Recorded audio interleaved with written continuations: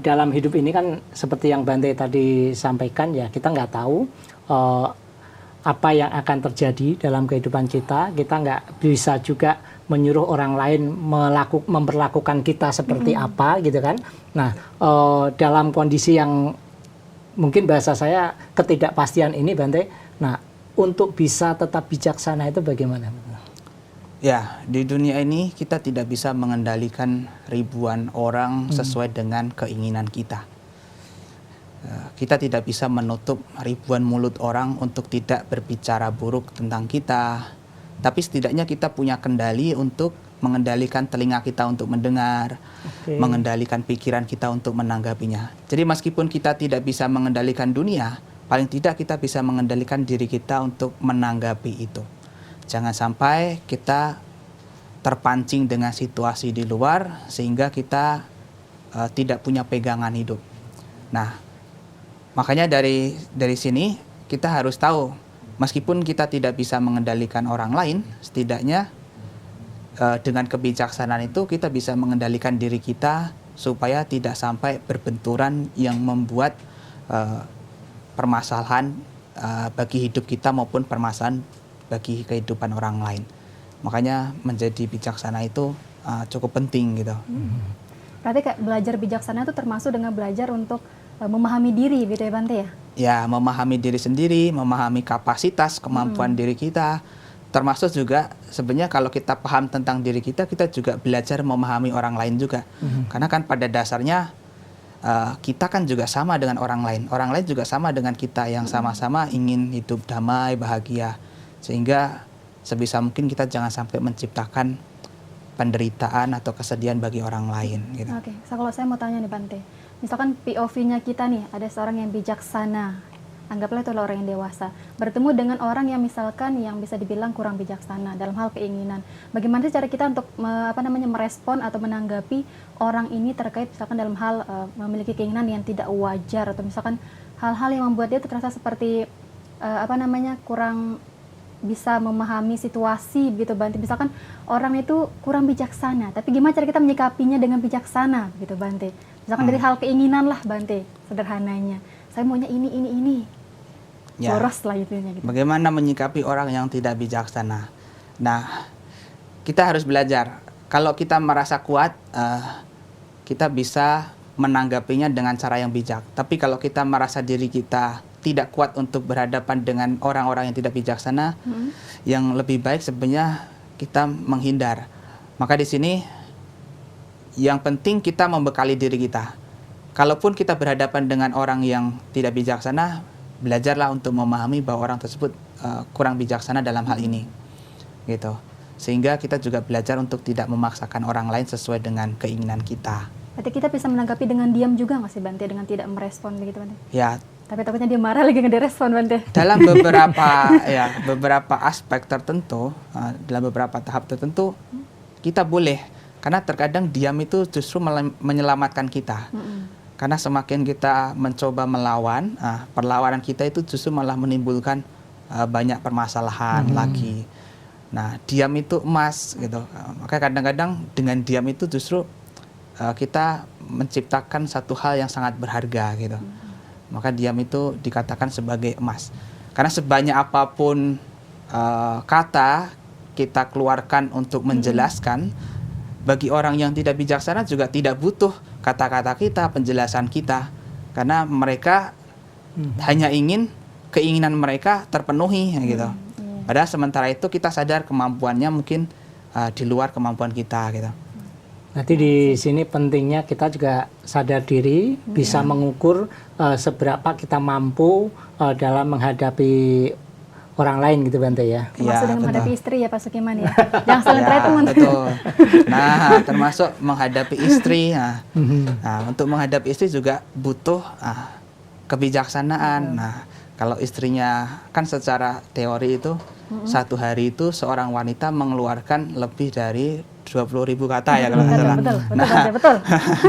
Nah, kalau laki-laki dia juga ikut mengeluarkan lebih dari itu, maka dalam rumah tangga itu nanti jadinya perdebatan. Gitu. Perang. Makanya seorang laki-laki itu identik dengan orang yang harus mengalah dalam banyak banyak sisi orang laki-laki itu harus mau mengalah gitu. Oke, berarti saya harus mencari lelaki yang bisa mengalah juga ya Bante ya. Tapi kalau Bante kalau misalkan tips mencari pasangan gitu kan sesuai Buddha Dhamma mungkin ya Bante, karena tadi berkaitan ya gitu kan. Boleh kasih tips dong Bante buat kita yang generasi muda yang ingin mencari pasangan jodoh. Oke, berkaitan dengan mencari pasangan. Bertanyanya kepada saya sebenarnya bukan tips yang bukan apa ya? Bukan permataan. Bukan Ya. pengalaman. Iya. Karena itu kan di luar pengalaman saya. Iya. Anda bertanya kepada saya yang saya sendiri nggak pernah mengalaminya gitu. Jadi, tapi setidaknya saya bisa memberikan Oke, saran sebagaimana yang ada di dalam ajaran Buddha gitu ya. Bukan berdasarkan pengalaman saya. Oke. Kalau di dalam agama Buddha itu pasangan hidup itu bukan hanya sekadar teman untuk hidup di dunia ini, tapi sebisa mungkin itu menjadi kalyanamita yang bisa membawa kebahagiaan kita di kehidupan ini maupun kehidupan selanjutnya, menjadi kalyanamita yang bisa saling mendukung untuk kebaikan bersama. Sehingga dalam hal ini pasangan itu sebisa mungkin ya harus sama sada, sama sila, sama caga, sama panya. Sama sada artinya sama keyakinannya, sama sila, sama moralitasnya, sama caga, sama kedermawanannya, sama panya, itu sama kebijaksanaannya. Jadi secara Buddhis, Sang Buddha sudah menegaskan tuh, harus sama sada, sama sila, sama caga, sama panya. Tambah satu Nah, lagi. pertanyaannya sama siapa? Dan Masih seharusnya dicari dulu, sama-sama Bante. cinta. Ya. Oke, baiklah. Tapi kalau Iya. pas kemarin udah nggak perlu nyari, udah ada ya. Oh, udah teruji pokoknya. Baik, baik, baik. Ya, baik. Itu tadi kenapa kita akan bicara terkait dengan menjadi bijaksana, karena ada salah atau isi ya dari buku Wejangan Dhamma karya Bante ini. Nah, kembali mungkin di perbincangan kita Bante. Tadi masalah studi oke, sudah ya, orang tua udah. Nah, seorang biku pun kan ada satu kewajiban, apakah entah ini kewajiban atau apa, yaitu dalam hal pembinaan umat Bante, ya, pembinaan umat. Nah, ini terkait dengan pembinaan umat yang ada saat ini, mungkin yang dilakukan oleh Bante dan biku-biku lain. Nah, itu Bante bisa menggambarkan seperti apa? Ya, dari zaman Sang Buddha dulu sebenarnya hubungan antara biku dan umat itu terjalin secara mutualisme ya, saling memberikan manfaat. Kehadiran umat juga membawa manfaat bagi kehidupan para biku, dan para biku pun juga bisa memberikan kontribusi kepada umat. Salah satu hal yang bisa dilakukan oleh para biku adalah berbagi pengetahuan Dhamma atau memberikan bimbingan Dhamma kepada umat. Sejauh ini, meskipun ini bukan kewajiban yang harus dilakukan, karena menjadi biku itu bukan kayak sebagai pemuka agama yang memang profesinya adalah untuk ceramah dan lain-lain. Tapi setidaknya kita bisa melakukan hal yang bisa kita lakukan, entah itu nasihat-nasihat yang singkat kepada umat atau memberikan bimbingan kepada umat. Tidak harus dalam bentuk ceramah yang formal, yang besar, dengan audiens yang banyak begitu. Nah, di Indonesia sendiri saya cukup salut dan apresiasi kepada para biku yang tetap semangat, kemudian memiliki usaha yang luar biasa untuk menyebarkan agama Buddha. Karena sejauh yang saya alami, baik di Sri Lanka maupun di Thailand, kehidupan para biku itu enak gitu. Enak dalam arti kita tidak punya tanggung jawab untuk ceramah gitu. Tidak dituntut biku Ya, harus bisa ceramah. Bante, tidak ya? dituntut harus bisa ceramah, karena apalagi menjadi biku muda gitu ya. Di negara Buddhis kita jarang ada kegiatan besar misalnya ceramah, biku muda yang ceramah itu jarang gitu. Biasanya biku-biku yang senior yang ceramah.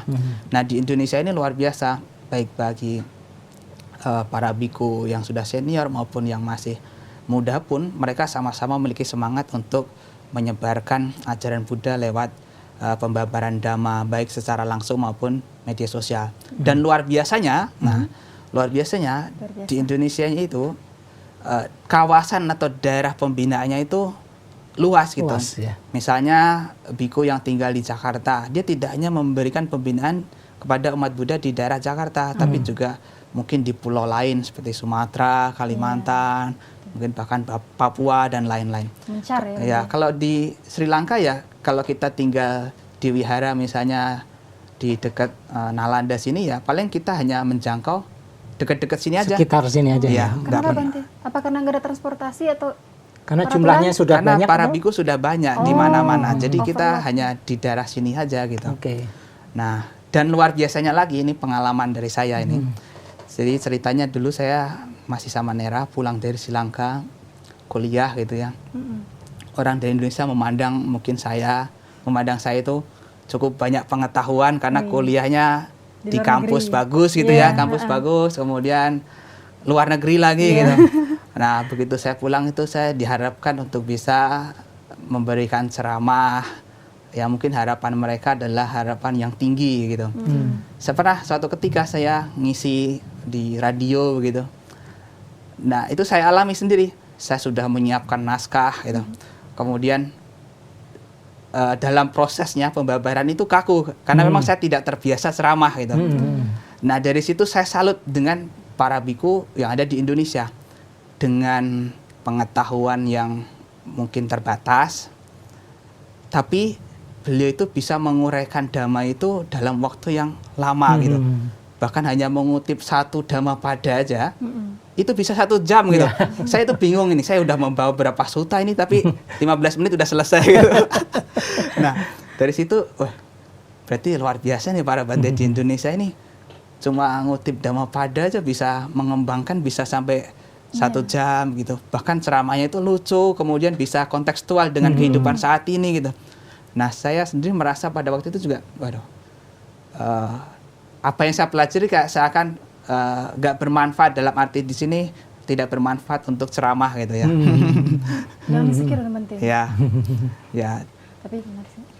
Ya, kalau apa mungkin juga hal ini yang menjadi salah satu kenapa biku di Indonesia itu jumlahnya nggak banyak Bante, karena orang kepikiran mau jadi biku, mau jadi samanera, waduh saya harus ceramah. harus bisa ceramah nih gitu kan. Nah, sementara saya orangnya mungkin malu-malu, belum bisa ceramah, akhirnya nggak jadi gitu kan. Atau apa bisa nggak ini menjadi salah satu beban tersendiri gitu ya bagi mereka-mereka yang ingin menjadi biku di Indonesia Bante? Ya, betul. Menurut pengalaman yang saya dapatkan, bahkan ada beberapa biku yang sampai lepas jubah gara-gara tuntutan yang besar untuk memberikan ceramah atau ditunjuk oleh seorang biku senior untuk menangani satu kegiatan tertentu. Karena biku tersebut merasa tidak mampu untuk melakukan itu. Dan saya berjumpa dengan beberapa biku yang memang sebenarnya dalam hati mereka tidak mau untuk ceramah, karena dalam arti merasa malu ataupun minder untuk berbagi dengan pengetahuannya yang masih terbatas, dengan kemampuan komunikasinya yang masih terbatas gitu. Jadi sebenarnya tidak semua biku itu pandai berbicara begitu. Banyak biku juga mereka merasa seperti insecure gitu ya, merasa belum pantas untuk menceramahi gitu, apalagi berceramah di mimbar yang umatnya itu banyak, apalagi direkam lagi di kota gitu.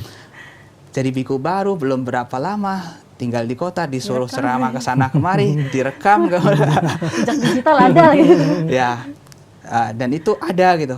Bahkan ada beberapa biku yang lepas jubah gitu. Nah, dari sini harusnya kita juga sadar bahwa para biku pun juga mereka adalah orang yang juga belajar secara bertahap. Baik itu belajar dalam praktiknya maupun belajar dalam memberikan bimbingan kepada masyarakat. Dan ini juga mesti dipahami ya Bante oleh umat Buddha di Indonesia, bahwa sebetulnya tugas atau kewajiban utama lah seorang biku itu adalah membina diri, ya, melatih diri. Nah, kalau bisa ceramah bagus yaitu syukur, kalau toh nggak bisa ya sebetulnya tugas atau kewajiban utamanya adalah membina diri. Ini yang perlu diberikan pemahaman ke umat atau bagaimana Bante? Ya, betul. Ini harus juga diberikan pemahaman kepada umat supaya umat itu juga menyadari bahwa keberadaan biku itu tidak dituntut untuk memberikan ceramah gitu. Meskipun kalau bikunya dia mau ya bagus gitu, karena biku tersebut bisa berbagi dengan pengetahuannya kepada orang. Tapi ini tidak harus dipandang sebagai kayak tuntutan gitu, karena kasihan juga kepada para biku, khususnya para biku yang masih muda begitu, dengan pengetahuan dan pengalamannya yang terbatas, kemudian diberikan tuntutan untuk ceramah ke sana kemari, apalagi dengan tema yang sudah ditentukan oleh panitia, penyelenggara, dan lain-lain. Itu saya sendiri merasakan kasihan, karena saya pernah membantu ada seorang biku meskipun sudah lepas jubah gitu. Pada waktu itu dia merasa tertekan sekali disuruh ceramah gitu. Akhirnya saya disuruh membantu membuatkan naskah ceramah apa yang nanti bagus. Saya sudah sampaikan nanti bisa berbicara seperti ini. Tapi akhirnya dia memutuskan untuk lepas jubah gitu. Karena kurang mampu untuk menjadi biku yang sebagai pemuka agama yang harus pandai ceramah kemana-mana gitu.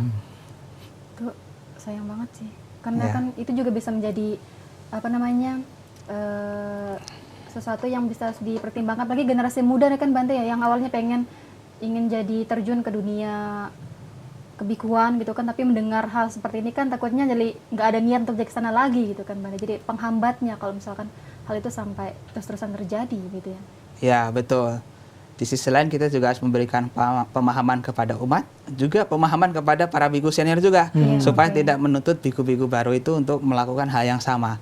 Memang kalau kita berbicara tentang kisah ya, kisah para biku-biku senior dulu memang sangat luar biasa. Bahkan saya sendiri sangat apresiasi dengan keterbatasan fasilitas yang ada, bagaimana beliau-beliau itu menyebarkan agama Buddha bahkan ke kampung-kampung dengan cerita yang cukup penuh tantangan.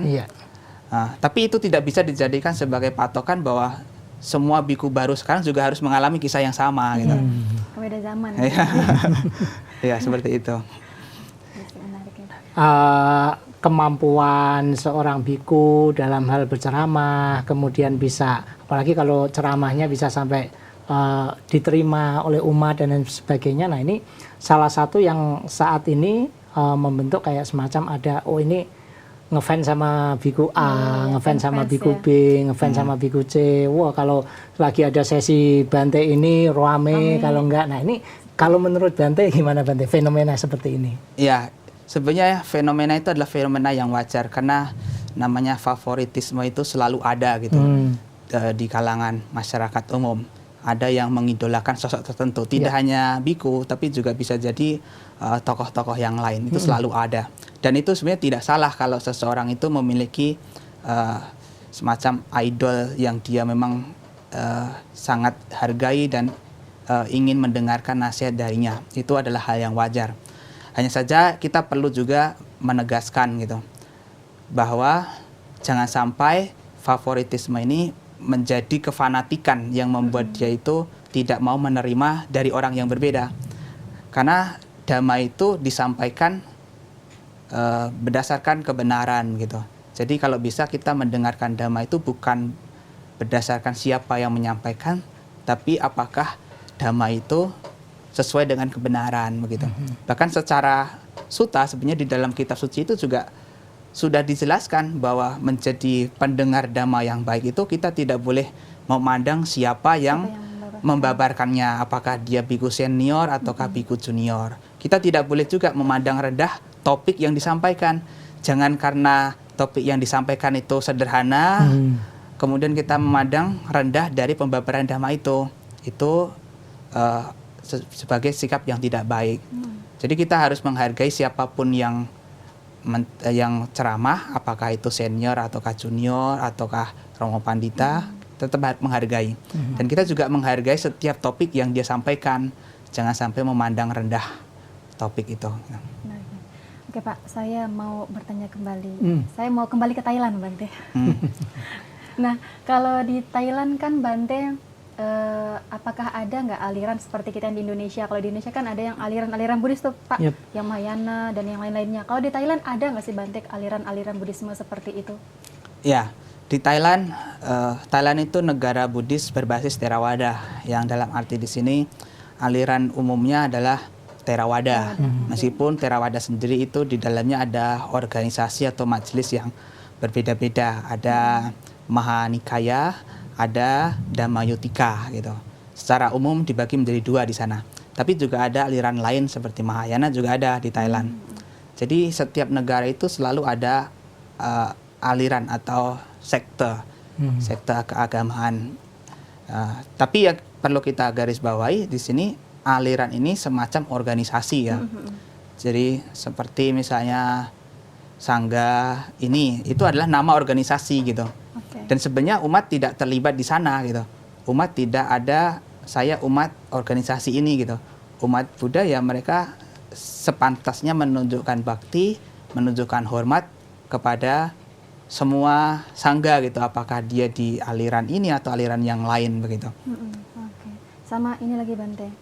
Kalau saya kan sebagai generasi muda yang sering scroll media sosial, Bante kan tahu kalau di Thailand itu Pak ada yang namanya kaum LGBT. Nah mungkin ini agak sensitif ya, mohon maaf. Tapi Bante bisa jawab atau enggak. Tapi gimana sih pandangan Dhamma mengenai kasus ini yang ada di Thailand kan lagi marak Bante? Ya, LGBT. apalagi kan Thailand itu terkenal dengan negara Buddhis ya Bante ya. Tapi secara fenomena saat ini terkait dengan LGBT itu kan juga banyak ada di Thailand. Di satu sisi negara Buddhis kalau menurut Bante ya, gimana? betul. Nah ini termasuk sesuatu yang cukup membingungkan gitu ya bagi orang biasa gitu. Negara Buddhis seperti Thailand, tapi kok ada beberapa hal yang terkenalnya itu justru yang Kurang bagus. kontroversial. Saya tegaskan bahwa kebijakan negara itu adalah kebijakan yang diambil oleh kerajaan. Jadi bukan kebijakan yang diambil karena agama. Jadi itu adalah hak dari kerajaan atau hak dari pemerintah di sana. Kalau kita mau mengkaji secara Buddhis ya, kalau para biku sih kita tidak terlibat banyak dalam hal kebijakan pemerintah ya, kita hanya mengikuti. Berkaitan dengan kasus LGBT, memang di Thailand ini cukup terkenal. Bahkan kalau orang Indonesia menganggap Thailand itu negara seperti apa, gambaran kita adalah Thailand itu negara warna-warni. Dan itu memang adalah ya betul. Dan saya sendiri ya mengalami semacam shock culture juga pernah gitu, karena kita di Indonesia kita tidak terbiasa dengan situasi seperti itu gitu. Tapi di sana adalah hal yang biasa. Bahkan perkawinan secara sesama jenis itu sudah dilegalkan. Sudah dilegalkan. Apakah laki-laki dengan laki-laki ataupun perempuan dengan perempuan, itu sudah dilegalkan oleh negara. Cuma kalau kita memandang dari sudut pandang kita, secara moral berbasis agama Buddha ya, kita tidak melakukan diskriminasi sampai melakukan tindakan anarkis terhadap keputusan setiap individu. Apakah mereka mau jadi seperti itu, ya itu urusan mereka, urusan pribadi mereka. Kita tidak melakukan tindakan yang diskriminatif ataupun anarkis terhadap setiap keputusan individu. Dan kita menyadari bahwa itu adalah pilihan hidup masing-masing. Dan karena kita tinggal di negara Indonesia, ya kita berusaha untuk mematuhi peraturan atau undang-undang yang berlaku di Indonesia. Karena di Indonesia perkawinan sesama jenis ini ilegal. Ya kita jangan mempromosikan gitu. Ya jangan mempromosikan gitu. Apalagi prostitusi atau penggunaan obat-obatan terlarang, jangan sampai kita melegalkan itu atau mendorong orang untuk melakukan hal itu, meskipun itu juga dilakukan di Thailand gitu. Kita tidak bisa mencontoh apa yang ada di Thailand, kemudian kita contoh sepenuhnya untuk dipraktikkan di Indonesia. Dan lagi-lagi yang tadi Bante katakan yang terjadi di Thailand, yaitu terkait dengan aturan-aturan kerajaan Bante ya. Ya, berarti betul. tidak ada kaitannya dengan para biku ataupun winaya juga berarti Bante ya, ajaran Buddhisnya gitu ya. Kalau para biku ada peraturan, tapi hanya untuk di lingkup para biku aja. Salah satu contohnya adalah di dalam sangga itu tidak mengizinkan orang LGBT menjadi biku. Jadi kalau untuk menjadi biku itu harus jelas laki-laki. Pure laki-laki. Ya, karena dia ketika mau jadi biku ditanya, Puri Sosi apakah kamu laki-laki? Sama Bante. Ya, begitu. Jadi kalau bukan laki-laki ya nggak bisa gitu. Nggak boleh. Ya. Oke, menarik. Berarti Bante sudah bisa bahasa Thailand, Bante? Bahasa Thailand jujur saja saya tidak bisa. Oh, saya kira Tapi hanya beberapa kosakata yang mungkin sederhana yang saya pakai sehari-hari yang sangat sederhana sekali mungkin bisa.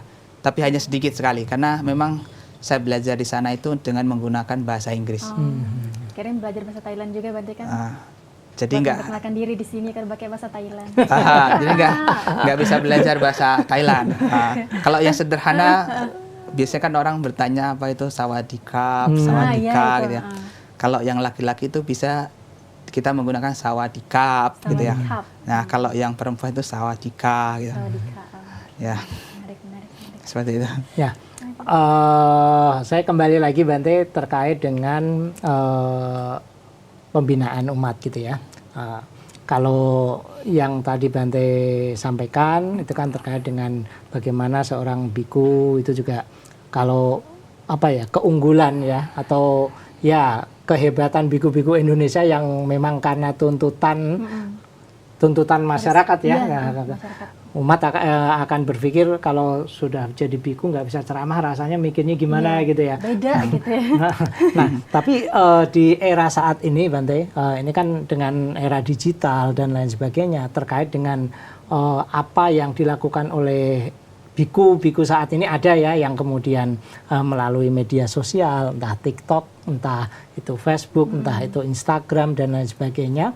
Nah, kalau menurut pandangan Bante ya ketika biku mengajarkan dharma melalui media-media sosial ini bagaimana Bante? Ya, menurut saya itu adalah hal yang bagus juga karena kita beradaptasi dengan perubahan zaman di mana kita bisa berbagi kesempatan untuk menguraikan agama Buddha kepada publik dengan cara yang lebih kekinian, misalnya penggunaan media sosial dan lain-lain. Menurut saya itu adalah hal yang bagus juga gitu.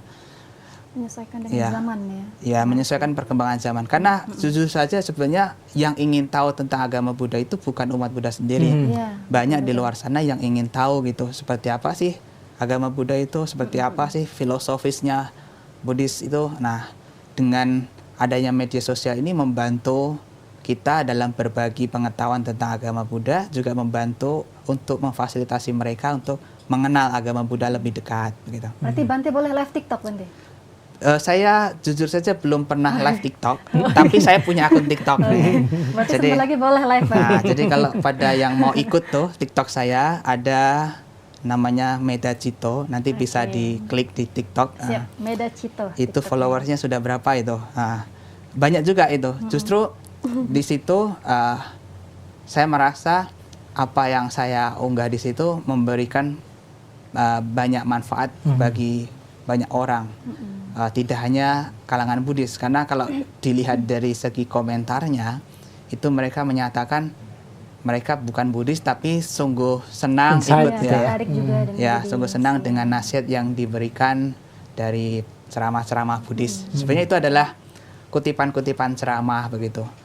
Nah, Nalanda juga sering share itu sih Bante. Kutipan-kutipan ceramah itu. Nah, tentu saja kan di era media sosial digital saat ini ya bagi seorang biku terutama juga atau mungkin umat awam juga Bante ya ada hal-hal yang perlu diwaspadai Bante ya. Kalau menurut Bante sisi-sisi apa dari dunia digital ini yang harus diwaspadai tentu saja dalam kaitannya dengan perkembangan agama Buddha ini Bante. Ya, kemajuan teknologi tentu tidak bisa dipungkiri bisa memberikan dua sisi, baik itu manfaat yang positif ataupun dampak yang negatif. Tidak hanya perkembangan zaman, tidak hanya perubahan teknologi, tapi juga semuanya sebenarnya memiliki hal yang serupa. Maka di samping kita mengambil atau mengikuti perkembangan zaman, kita juga harus menjaga diri kita untuk tetap hati-hati. Misalnya media sosial yang semakin banyak pun juga selalu ada sisi negatifnya. Misalnya kecanduan dengan penggunaan media sosial itu membuat kita juga akhirnya sering membandingkan diri kita juga dengan pencapaian orang lain, kemudian kecanduan terhadap gadget itu juga membawa tekanan hidup bagi diri kita dan hal-hal buruk lainnya. Tapi kita lihat dari sisi positifnya saja. Kalau kita menggunakannya itu adalah untuk hal yang bermanfaat, maka ya kita menggunakan media itu dengan baik gitu. Jadi yang terpenting adalah bagaimana diri kita memanfaatkannya. Seperti pisau kalau dimanfaatkan untuk memotong hal yang bermanfaat, ya itu membawa Motong sayur ya, ya. guna ya misalnya motong sayur. Tapi kalau digunakan untuk melukai itu membahayakan dan merugikan gitu. Bisa pidana juga. Ya betul. Oke, menarik sekali. Lanjut nih Bante, mengenai kebijaksanaan juga tadi yang sempat kita bahas bersama. Nah, bagaimana sih kita bisa memaknai pengalaman hidup kita agar kita tuh benar-benar bisa menumbuhkan kebijaksanaan, Bante? Ya, sebenarnya setiap peristiwa yang kita lewati itu menjadi pengalaman hidup kita, dan setiap pengalaman hidup kita itu memberikan pelajaran. Baik itu pengalaman yang menyenangkan maupun pengalaman yang tidak menyenangkan, semuanya memberikan pelajaran untuk kita. Asal kita mau mengambil pesan moralnya, mengambil pelajarannya. Bahkan di pengalaman yang sangat menyakitkan pun, itu ada pembelajaran di sana. Maka kalau kita sedang berhadapan dengan pengalaman yang menyakitkan, jangan fokus pada penderitaannya, tapi fokuslah pada pembelajaran apa yang bisa kita dapatkan. Termasuk misalnya ketika kita berhadapan dengan kesulitan, permasalahan hidup, nah ambillah itu sebagai kesempatan untuk mengembangkan kesabaran kita, untuk melihat tingkat kemampuan kita bersabar dan tingkat kebijaksanaan kita. Apakah kita ceroboh dalam menanggapi itu?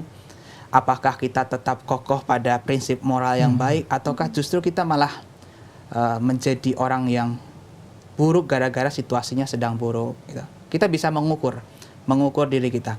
Maka setiap pengalaman dalam hidup kita itu bisa kita jadikan pelajaran untuk membuat kita tumbuh gitu. Kalau kita mau belajar dari hujan, seperti rintik hujan yang terjatuh, jangan hanya fokus pada akibat hujan yang membuat orang itu basah, tapi fokuslah pada hujan yang membawa air, yang airnya itu nanti membawa kesuburan bagi tanah gitu. Kalau kita fokus gara-gara kita kebasahan gara-gara hujan, kita akan melihatnya dari sisi negatifnya saja gitu. Dari kesedihannya, dari akibat buruknya. Tapi kalau kita melihatnya dari sisi positifnya, oh ya dengan adanya hujan itu pohon-pohon jadi tumbuh dengan subur, menjadi rindang, maka itu bermanfaat.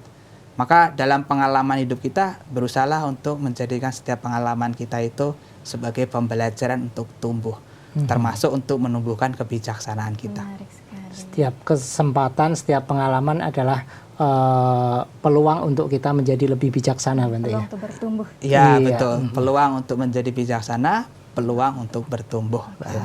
Sebelum pertanyaan terakhir, Bante, saya juga mendapat informasi Bante bisa bahasa Pali, Pak. Bante boleh dong ngomong, berbicara pakai bahasa Pali, Bante. Karena biasanya kan saya belajar bahasa Pali kan selama ini kayak pelajaran biasa yang misalkan dewa melihat matahari, naro-narang. Saya ingatnya cuma itu, Bante. Bante mungkin boleh berbicara pakai bahasa Pali, Bante. Ya, sebenarnya dulu saya waktu S1 saya belajar ngambil jurusan bahasa Pali dari kursus bahasa Pali, dan saya mempelajari meskipun tidak sampai mendalam banget, tapi ada pengetahuan dasar tentang bahasa Pali. Saya pernah ikut konferensi internasional berbahasa Pali juga, saya ikut menyampaikan itu. Meskipun tentu saya menyiapkan naskahnya ya, tidak langsung seketika. Kalau diizinkan untuk berbicara bahasa Pali, mungkin saya ingin berbicara yang sangat sederhana aja. Misalnya begini. Kata-kata hari ini kalau gitu, Bante. Pakai bahasa Pali. Kata-kata tidak bisa. Misalnya, ahang medacito biku. Saya biku medacito. Ahang idani dhamma ratane wihare wiharami. Saya sekarang tinggal di wihara Dhamma Ratana atau Dharma Ratna. Saat Seperti ini itu. saya sedang bersama Sukiman gitu, Bante. Idani ahang sukiman nama gihina saha basami, atau saat ini saya sedang bersama dengan Sukiman, nama seorang gihi perumah tangga, berbicara begitu. Saya sedang berbicara dengan seorang Sukiman perumah tangga begitu ya. Atau begini, idani ahang Sukiman nama upasake nasaha basami. Artinya apa Bante? Saat ini saya sedang saat ini saya sedang berbicara bersama dengan upasaka. ya Sukiman Upasaka. Gitu. Upasake. Ya. Tapi Bante kalau misalkan berbicara pakai bahasa Pali kan orang mungkin tiba-tiba anjali karena dikira baca Palita. Ya. Iya, baik. Ini sangat menarik sekali ya betul, pembicaraan sekali, kita dengan Bante, dan banyak hal tadi sudah kita dapatkan, dan ya semoga nanti bisa memberikan pencerahan ya bagi kita, bagi pemirsa juga, betul, gitu ya. Betul, Ya. Sekali lagi terima kasih Bante atas pencerahannya dan berbagai obrolan ngalor ngidulnya Bante ya. Ya. Dari sini kita bisa paham berbagai sisi kehidupan seorang biku dan juga bagaimana ilmu dalam menumbuhkan kebijaksanaan menurut Bante gitu ya. Semoga setelah ini saya khususnya semakin bijaksana. Jangan hanya bijak sini ya. Baik, Bante, sebagai pertanyaan terakhir, Bante di tengah segala kondisi kita saat ini yang memang tidak bisa mudah juga karena dengan dukungan teknologi, bagaimana sih caranya kita bisa tetap menjaga hati kita agar tidak menjauh dari kebijaksanaan dan welas asih, Bante? Ya. Meskipun keadaan kita ini penuh dengan dinamika, penuh dengan perubahan yang terkadang tidak kita kehendaki, ya kita tetap harus menjaga kebijaksanaan kita dengan berpegang teguh pada prinsip-prinsip kebenaran, prinsip-prinsip dharma. Karena kebijaksanaan itu seperti halnya lampu penerang, seperti senter begitu, yang kita gunakan dalam kegelapan. Kebijaksanaan itu fungsinya hanya untuk menerangi jalan yang kita lewati, bukan untuk mengubah apa yang terjadi di sana. Kalau kita berjalan dalam kegelapan, mungkin dalam perjalanan kita akan menemui lubang, menemui barang-barang tajam ataupun yang membahayakan dalam hidup kita. Tapi setidaknya dengan cahaya yang kita bawa itu, dengan penerangan itu, kita mampu menghindari lubang yang ada, mampu menghindari barang-barang yang berbahaya itu, supaya tidak sampai terperosok ke dalam lubang tersebut. Sama kebijaksanaan kita itu juga sama, fungsinya untuk menerangi jalan hidup kita, sehingga kita tahu mana yang buruk dan mana yang baik. Kalaupun ada yang buruk, ya kita jangan sampai terperosok ke sana. Kita bisa memilih melakukan hal yang baik. Meskipun kebijaksanaan tidak bisa mengubah keadaan, tapi setidaknya kebijaksanaan itu membuat diri kita lebih bijaksana, lebih dewasa untuk mengambil keputusan. Saya ingin mengambil satu pernyataan di dalam satu kitab suci. Itu ada pernyataan, Dhammo hawe rakati dhammacaring catang mahantang wiyaya dawasa kale. Dhamma melindungi ia yang melaksanakannya bagaikan payung yang besar di musim hujan. Payung itu memang tidak bisa menghentikan hujan yang turun, tapi dengan payung kita bisa melewati hujan tanpa terbasahi oleh air hujan. Sama, kebijaksanaan meskipun tidak bisa menghentikan perubahan yang terjadi dalam hidup ini, setidaknya kebijaksanaan itu membuat diri kita bisa melewati setiap perubahan yang terjadi dalam hidup kita. Ya. Terima kasih Bante. Ya, Pak Sukiman, hari ini demikian perbincangan kita dengan Bante Meda Cito. Begitu luar biasa ya. Betul sekali. Sebenarnya saya juga ingin banyak bertanya, hanya saja karena kita dibatasi oleh waktu, Bante. Jadi pertemuan kita hari ini mungkin sampai sini, dan mungkin selanjutnya bisa berlanjut lagi, Bante. Nanti bisa kenal Anda lagi juga dan seterusnya. Baik. Oke, sahabat Nalanda, demikian perbincangan kami pada hari ini bersama Biku Meda Cito. Pastinya semoga bermanfaat untuk sahabat Nalanda yang mendengar.